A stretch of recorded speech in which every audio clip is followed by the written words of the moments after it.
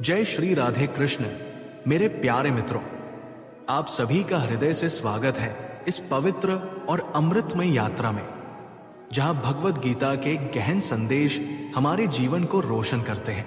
ये यात्रा आपके मन को शांति देगी, आपके हृदय को प्रेम से भर देगी और आपकी आत्मा को प्रेरणा से जगा देगी। इससे पहले कि हम आज के संदेशों में उतरें, मैं आपसे एक छोटा सा निवेदन करता हूं।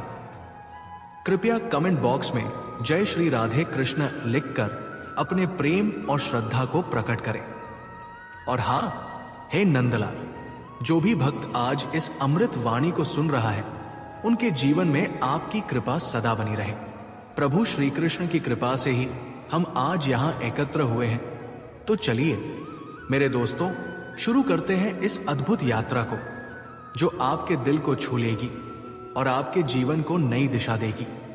मित्रों, क्या आपने कभी अपने जीवन में यह सवाल पूछा कि हमारा भाग्य पहले से तय होता है या हम अपने कर्मों से उसे बदल सकते हैं? क्या आपने कभी यह महसूस किया कि कुछ चीजें हमारे जीवन में इसलिए होती हैं क्योंकि वे हमारे भाग्य में लिखी होती हैं? लेकिन क्या आपने यह भी सोचा कि हमारा हर कर्म हमारे भाग्य को नया रूप दे सकता है? कमेंट में जरूर बताएं। गीता में श्री कृष्ण अर्जुन को भाग्य और कर्म के बीच के गहरे रिश्ते का रहस्य बताते हैं। वो कहते हैं कि हमारा भाग्य हमारे पिछले कर्मों का फल है, लेकिन हम अपने वर्तमान कर्मों से अपने भविष्य को गढ़ सकते हैं। श्री कृष्ण कहते हैं, यद्यदाचरति श्रेष्ठ स्तत देवेत्रो जन संयत प्रमाणम कुरुते लोक स्तद नुवर्तति।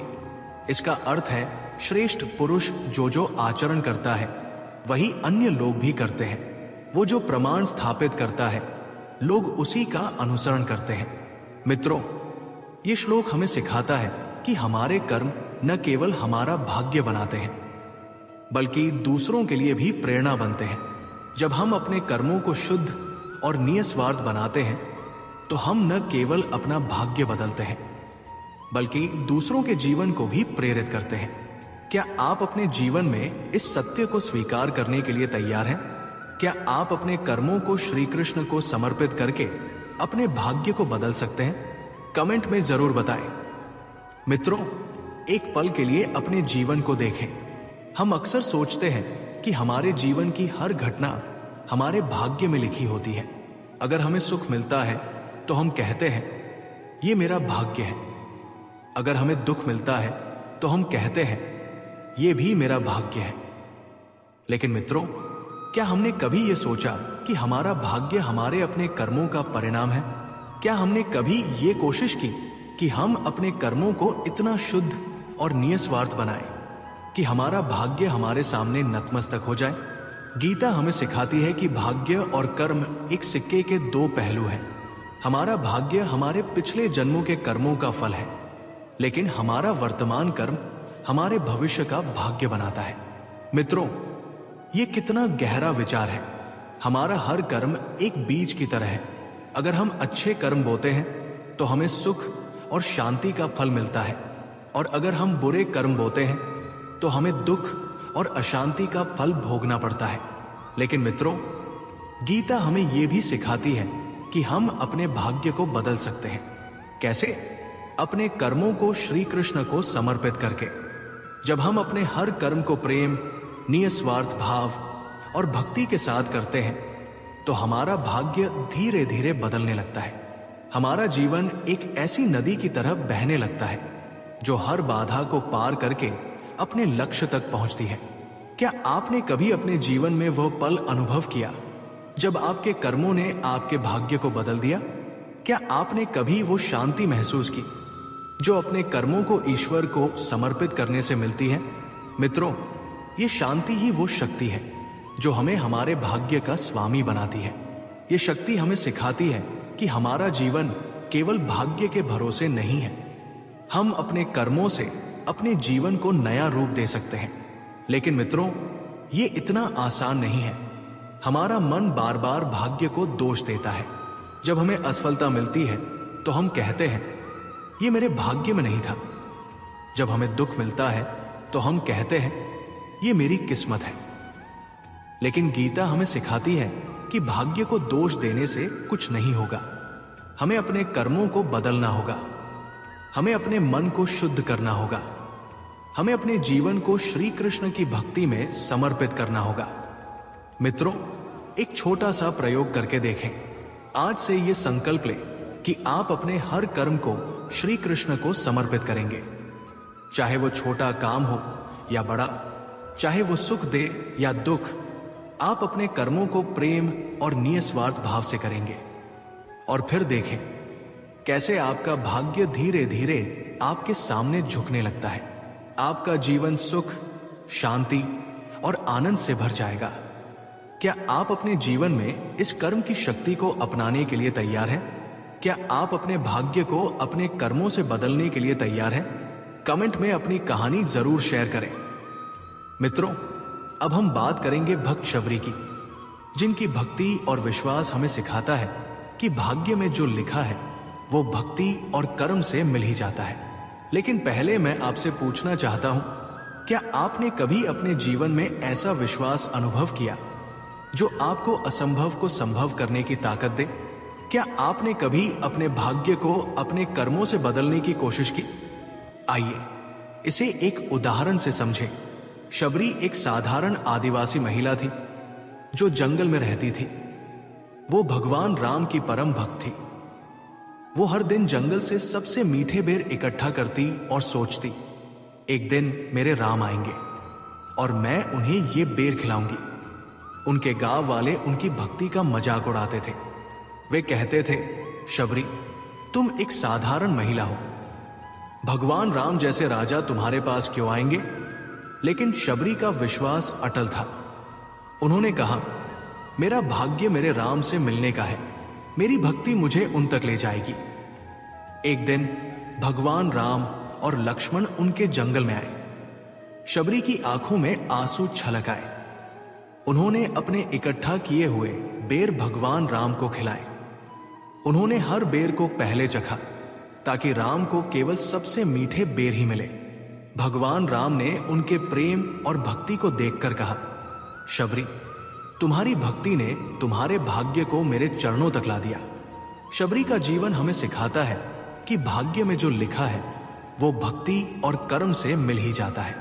क्या आप अपने जीवन में शबरी की तरह अटूट विश्वास और भक्ति ला सकते हैं? कमेंट में जरूर बताएं। मित्रों, अब हम गीता के एक और गहरे संदेश की ओर बढ़ते हैं, भाग्य का सत्य और भक्ति का मार्ग।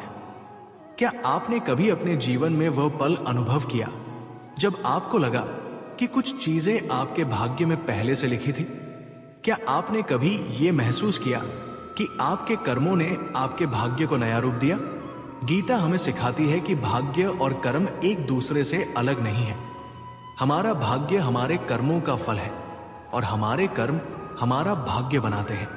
मित्रों, ये सत्य हमारे जीवन को एक नया दृष्टिकोण देता है। ये हमें सिखाता है कि हम अपने भाग्य के गुलाम नहीं हैं। हम अपने कर्मों के स्वामी हैं। हम अपने कर्मों से अपने जीवन को बदल सकते हैं। लेकिन मित्रों, ये बदलाव तभी संभव है जब हम अपने कर्मों को श्री कृष्ण की भक्ति में समर्पित करते हैं। जब हम अपने हर कर्म को प्रेम, निस्वार्थ भाव और श्रद्धा के साथ करते हैं तो हमारा भाग्य धीरे धीरे हमारे सामने झुकने लगता है। हमारा जीवन एक ऐसी यात्रा बन जाता है जो हमें सुख, शांति और ईश्वर की कृपा तक ले जाती है। मित्रों, ये वो सत्य है जो हमारे जीवन को बदल सकता है। ये वो सत्य है जो हमें सच्चा सुख दे सकता है। लेकिन इसके लिए हमें अपने मन को शुद्ध करना होगा। हमें अपने कर्मों को निस्वार्थ बनाना होगा। हमें अपने जीवन को श्री कृष्ण की शरण में समर्पित करना होगा। जब हम ऐसा करते हैं तो हमारा भाग्य हमारे सामने नतमस्तक हो जाता है। हमारा जीवन एक ऐसी कहानी बन जाता है जो दूसरों को प्रेरित करती है। क्या आप अपने जीवन में इस भक्ति के मार्ग को अपनाने के लिए तैयार हैं? क्या आप अपने कर्मों को श्री कृष्ण को समर्पित करके अपने भाग्य को बदल सकते हैं? कमेंट में जरूर बताएं। भाग्य में जो लिखा है वो मिल ही जाता है, लेकिन भक्ति उसे और सुंदर बना देती है। मित्रों, अब मैं आपसे कुछ कहना चाहता हूं। कल्पना कीजिए, आप एक ऐसे व्यक्ति हैं जिसके जीवन में बार बार दुख आते हैं। आप सोचते हैं कि ये आपका भाग्य है, लेकिन क्या आपने कभी ये सोचा कि आपका भाग्य आपके कर्मों से बदल सकता है? क्या यह संभव है कि जो आपके भाग्य में लिखा है वो भक्ति और कर्म से और सुंदर हो जाए? आइए इसे एक कहानी से समझें। ये कहानी है एक युवक की जिसका नाम था माधव। माधव एक छोटे से गांव में रहता था। वो एक गरीब कारीगर था जो मिट्टी के बर्तन बनाता था। माधव बहुत मेहनती और दयालु था, लेकिन उसका जीवन दुखों से भरा था। उसकी पत्नी की बीमारी ने उसे तोड़ दिया था और उसके पास अपनी पत्नी के इलाज के लिए पैसे नहीं थे। माधव हर दिन मंदिर में जाता और श्री कृष्ण से प्रार्थना करता, हे कृष्ण, मेरे भाग्य में ये दुख क्यों है? क्या मैं अपनी पत्नी को बचा नहीं सकता? एक दिन माधव को एक व्यापारी मिला। व्यापारी ने कहा, माधव, तुम्हारे बर्तन बहुत सुंदर हैं। अगर तुम मेरे लिए एक विशेष बर्तन बनाओ तो मैं तुम्हें इतना धन दूंगा कि तुम अपनी पत्नी का इलाज करा सको। माधव ने दिन रात मेहनत करके एक ऐसा बर्तन बनाया जो अनोखा और सुंदर था। उसने बर्तन को श्री कृष्ण को समर्पित किया और कहा, हे कृष्ण, ये मेरा कर्म है, इसका फल तुम पर छोड़ता हूं। लेकिन जब माधव व्यापारी के पास बर्तन लेकर गया तो व्यापारी ने धोखा दिया। उसने कहा, यह बर्तन अच्छा नहीं है, मैं इसके लिए एक पैसा भी नहीं दूंगा। माधव का दिल टूट गया। वो मंदिर में गया और रोते हुए बोला, हे कृष्ण, मेरे भाग्य में शायद मेरी पत्नी का इलाज नहीं है। उसी रात माधव को एक सपना आया। सपने में श्री कृष्ण प्रकट हुए और बोले, माधव, तुम्हारा भाग्य तुम्हारे कर्मों से बंधा है। तुमने निस्वार्थ कर्म किया, अब मेरे पर भरोसा रखो। माधव की आंख खुली और उसने अपने मन को शांत किया। अगले दिन गांव में एक राजा का काफिला आया। राजा ने माधव के बर्तन देखे और मंत्रमुग्ध हो गए। उन्होंने कहा, यह बर्तन मेरे महल के लिए बनाया गया है, मैं इसके लिए तुम्हें सोने की थैली दूंगा। माधव को इतना धन मिला कि वो अपनी पत्नी का इलाज करा सका। उसकी पत्नी ठीक हो गई और उनका जीवन सुखी हो गया। लेकिन कहानी यही खत्म नहीं होती। कुछ साल बाद माधव के गांव में एक साधु आए। साधु ने माधव को देखा और कहा, माधव, तुम्हारा ये सुख तुम्हारे पिछले जन्म के कर्मों का फल है। पिछले जन्म में तुम एक धनी व्यापारी थे, लेकिन तुमने अपनी पत्नी को धोखा दिया था। इस जन्म में तुम्हें उस दुख को भोगना था, लेकिन तुम्हारी भक्ति और निस्वार्थ कर्म ने तुम्हारे भाग्य को बदल दिया। तुम्हारा भाग्य तुम्हारी पत्नी को बचाने का था और वो तुम्हें मिल गया। माधव की आंखों में आंसू छलक आए। उसने मंदिर में जाकर कहा, हे कृष्ण, तुमने मुझे मेरा भाग्य दिखाया और मेरे कर्मों को तुमने सुंदर बना दिया। तभी उसे मन में एक आवाज सुनाई दी, माधव, मुझे तेरा प्रेम और भक्ति चाहिए। मित्रों, ये कहानी हमें सिखाती है कि भाग्य में जो लिखा है वो मिल ही जाता है, लेकिन जब हम अपने कर्मों को श्री कृष्ण की भक्ति में समर्पित करते हैं तो हमारा भाग्य और सुंदर हो जाता है। क्या आपके जीवन में कोई ऐसा पल आया जब आपको अपने भाग्य का एहसास हुआ? कमेंट में अपनी कहानी जरूर शेयर करें। मित्रों, आज हमने गीता के भाग्य और कर्म के संदेश को समझा। हमने शबरी और माधव के जीवन से प्रेरणा ली। इन दोनों के जीवन हमें सिखाते हैं कि हमारा भाग्य हमारे कर्मों का फल है और हमारे कर्म हमारा भाग्य बनाते हैं। जब हम अपने कर्मों को श्री कृष्ण को समर्पित कर देते हैं, जब हम अपने जीवन को उनकी शरण में अर्पित कर देते हैं, तो हमारा भाग्य सुख, शांति और आनंद से भर जाता है। मैं आपसे एक आखिरी सवाल पूछता हूं, क्या आप अपने जीवन में गीता के इन संदेशों को अपनाने के लिए तैयार हैं? क्या आप अपने कर्मों को श्री कृष्ण को समर्पित करके अपने भाग्य को बदल सकते हैं? कमेंट में जरूर बताएं। मित्रों, क्या आपने कभी अपने जीवन में ऐसा पल महसूस किया जब आप पूरी तरह से खो गए हो?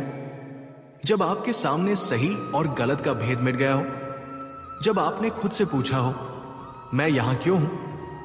मेरा जीवन किस दिशा में जा रहा है? अगर हां, तो आप अकेले नहीं हैं।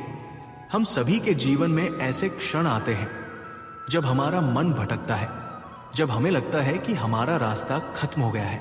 लेकिन मित्रों, यही वो पल है जब हमें भगवद गीता की शरण लेनी चाहिए। गीता कोई साधारण ग्रंथ नहीं है। ये एक ऐसा जीवन दर्शन है जो हमें सिखाता है कि कैसे हम अपने कर्तव्यों को निभाते हुए अपने मन को शांत रख सकते हैं और ईश्वर के करीब पहुंच सकते हैं। गीता वह दीपक है जो हमारे जीवन के अंधेरे को दूर करता है। ये वो कंपास है जो हमें सही मार्ग दिखाता है।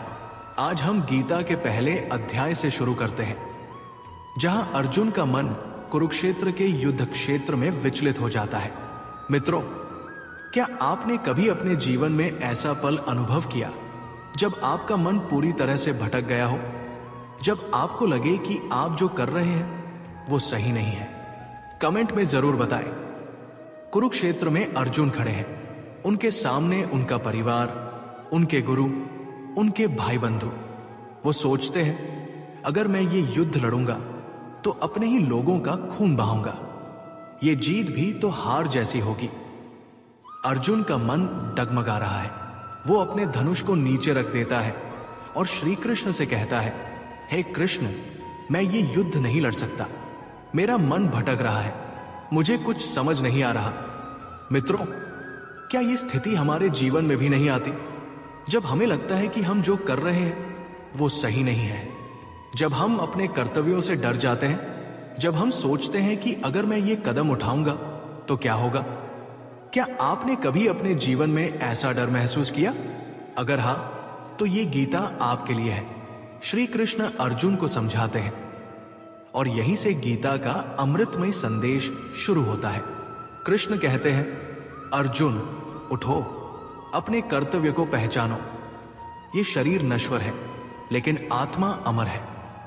मित्रों, यहां पहला संदेश है, हमारा शरीर नश्वर है लेकिन हमारी आत्मा अमर है। क्या आप इस सत्य को अपने जीवन में उतार सकते हैं? जब हम ये समझ जाते हैं कि हमारी आत्मा अमर है तो सारे डर, सारी चिंताएं खत्म हो जाती है। मित्रों, अगर हमें गीता को समझना है तो हमें श्री कृष्ण के जीवन को देखना होगा। श्री कृष्ण, जिन्हें हम नंदलाल, माखन चोर, राधा के प्रियतम कहते हैं, उनका जीवन ही एक प्रेरणा है। क्या आप जानते हैं कि श्री कृष्ण ने अपने जीवन में कितने संकटों का सामना किया? वो जन्म लेते ही मथुरा की जेल में थे। कंस ने उन्हें मारने की हर कोशिश की, लेकिन क्या श्री कृष्ण डरे? नहीं, उन्होंने हर संकट का सामना मुस्कुराते हुए किया। जब वो गोकुल में थे तो पूतना, तृणावर्त जैसे राक्षसों ने उन पर हमला किया, लेकिन क्या श्री कृष्ण ने हार मानी? नहीं, उन्होंने हर बार अपने भक्तों की रक्षा की। मित्रों, श्री कृष्ण का जीवन हमें सिखाता है कि चाहे कितनी भी मुश्किलें आए, हमें डटकर उनका सामना करना है। क्या आप अपने जीवन में ऐसा साहस ला सकते हैं? कमेंट में जरूर बताएं कि आप अपने डर का सामना कैसे करते हैं। गीता का सबसे महत्वपूर्ण संदेश है कर्मयोग। श्री कृष्ण अर्जुन को कहते हैं, कर्मण्येवाधिकारस्ते मां फलेषु कदाचन मां कर्मफल हेतुर्भूर्मा ते संगोस्त्व कर्मणि। इसका अर्थ है, तुम्हें केवल कर्म करने का अधिकार है, उसके फल की चिंता मत करो। मित्रों, ये कितना गहरा संदेश है। हम अपने जीवन में कितनी बार ये सोचकर रुक जाते हैं कि अगर मैं ये करूंगा तो क्या होगा, अगर मैं असफल हो गया तो लोग क्या कहेंगे? लेकिन श्री कृष्ण कहते हैं, अर्जुन, तुम बस अपना कर्म करो, फल की चिंता मुझे छोड़ दो। क्या आप अपने जीवन में इस सिद्धांत को लागू कर सकते हैं? सोचिए, अगर आप बिना किसी अपेक्षा के अपने कर्तव्यों को निभाएं तो आपका मन कितना हल्का हो जाएगा। क्या आपने कभी ऐसा अनुभव किया जब आपने बिना किसी स्वार्थ के किसी की मदद की और आपको एक अनोखी शांति मिली? कमेंट में अपनी कहानी जरूर शेयर करें। मित्रों, श्री कृष्ण का एक और अद्भुत उदाहरण है सुदामा की कहानी। सुदामा श्री कृष्ण के बचपन के मित्र एक गरीब ब्राह्मण थे। उनकी हालत इतनी खराब थी कि उनके पास खाने को कुछ नहीं था। उनकी पत्नी ने कहा, स्वामी, आप अपने मित्र श्री कृष्ण के पास जाइए, वो राजा है, वो आपकी मदद करेंगे। सुदामा को कुछ ले जाना तो था नहीं, तो उन्होंने एक छोटी सी पोटली में मुट्ठी भर चावल बांधे और द्वारका पहुंच गए। जब श्री कृष्ण ने सुदामा को देखा तो वो दौड़कर आए, उन्हें गले लगाया और अपने सिंहासन पर बिठाया। सुदामा को इतना प्रेम देखकर आंखों में आंसू आ गए। श्री कृष्ण ने वो चावल की पोटली देखी और बड़े प्रेम से खा लिया। सुदामा कुछ मांग नहीं पाए, लेकिन जब वो घर लौटे तो उनका घर महल बन चुका था। श्री कृष्ण ने बिना मांगे सब कुछ दे दिया। मित्रों, ये कहानी हमें सिखाती है कि श्री कृष्ण का प्रेम कितना विशाल है। वो अपने भक्तों की हर पुकार सुनते हैं, भले ही हम कुछ न मांगे। क्या आपके जीवन में कोई ऐसा पल आया जब आपको बिना मांगे कुछ मिला? कमेंट में जरूर बताएं। मित्रों, अब मैं आपको एक ऐसी कहानी सुनाता हूं जो आपके दिल को छू जाएगी। ये कहानी है एक अनाथ बालक की, जिसका नाम था गोपाल। गोपाल एक छोटे से गांव में रहता था।